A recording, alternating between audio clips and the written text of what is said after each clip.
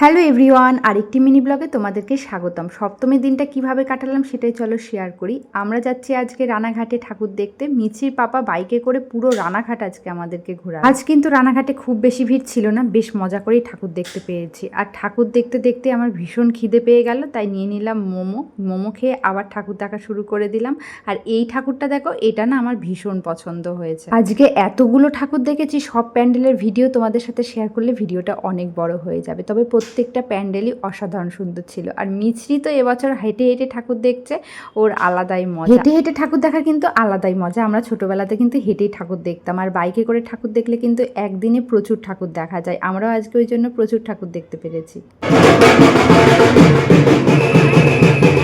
আগের বছর পুজোতে মিছরি এত ছোট ছিল যে কোনো কিছু বুঝতেই পারিনি, আর এই বছর পুজোতেও চারিদিক খালি ঘুরে ঘুরে দেখছে। এত আলো জাঁকজমক তো ও প্রথম দেখছে, তাই মনে হয় এরকম করছে। আর এই প্যান্ডেলটা দেখো, খুবই সুন্দর ছিল।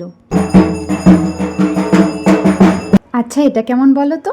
অসাধারণ, তাই না? তোমরা কে কে রানাঘাটে ঠাকুর দেখলে কমেন্ট করে জানাও, আর কোনটা বেশি ভালো লাগলো সেটাও জানাও।